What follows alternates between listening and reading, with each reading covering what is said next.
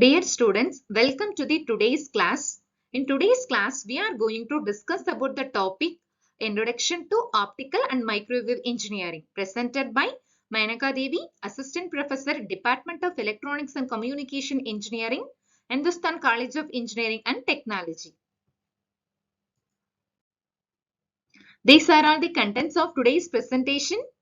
Introduction to Optical Communication, Principles behind the Optical Communication System, Applications. First, introduction to optical communication. Fiber optic communication. It's a method of transmitting information from one place to the another place by sending light through an optical fiber. In general, communication is nothing but transferring information between two ends. So here the transfer of information using optical fiber is called fiber optic communication. The light forms an electromagnetic carrier wave that is modulated to carry information. So the first one is creating an optical signal using transmitter, and the second one is received signal. After that, it's converted into electrical signal. So this is the general block diagram of optical communication system. It consists of three parts. One is the transmitter part and the repeater part and receiver part. So here the electrical input signal is the input to the transmitter part. It contains two blocks, driver circuit and light source. Here the light source, it may be a LED or laser. Okay. And these are all the splices for connectors and optical couplers, beam splitters to connect the other equipments.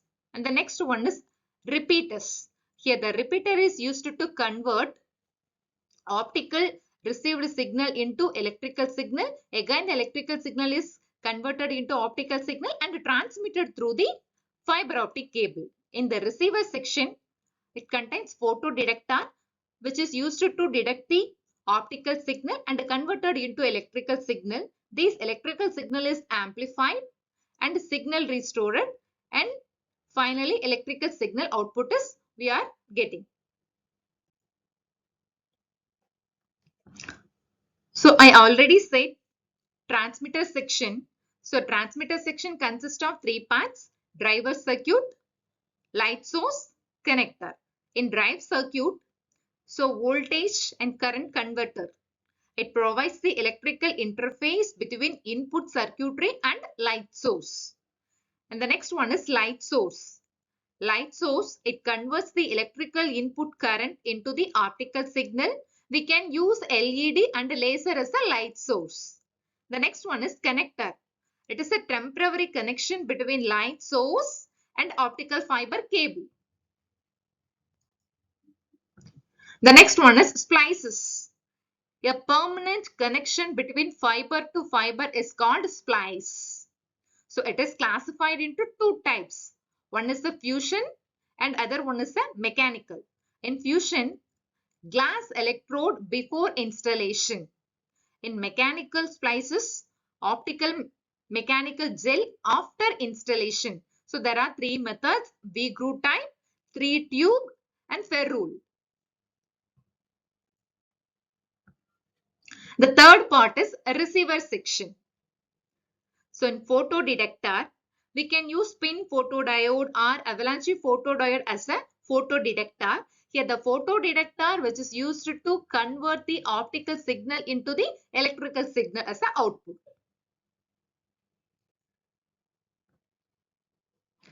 The next one, principle of optical communication system.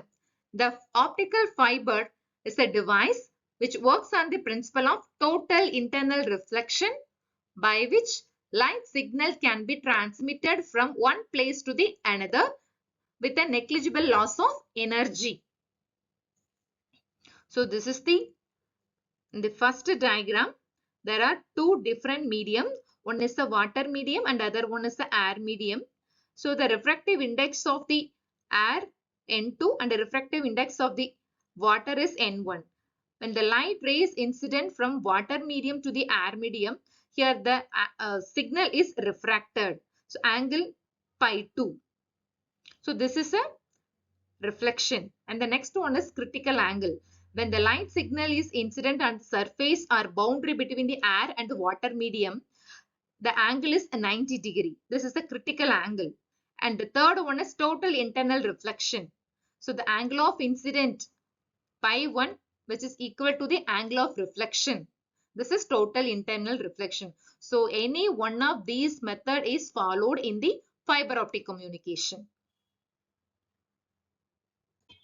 Next, advantages of fiber optics: high information carrying capacity, less attenuation, greater safety, immunity to RF interference, and immunity to electromagnetic interference, no crosstalk, higher security, small size and lightweight, less corrosion, less temperature sensitive. And the disadvantages of fiber optic communication. So system installation is very costly. The only point-to-point communication is possible. Prices and costly instrument would be required. Splicing is time consuming. It accepts only unipolar codes. The next one is applications of fiber optic communication. So which is used in telecommunication application, video transmission, broadband services, high electromagnetic interference areas, military applications, non-communication fiber optics, example fiber sensor. Okay, ma. With that, we wind up the session. So we'll discuss remaining things in the next class. Thank you.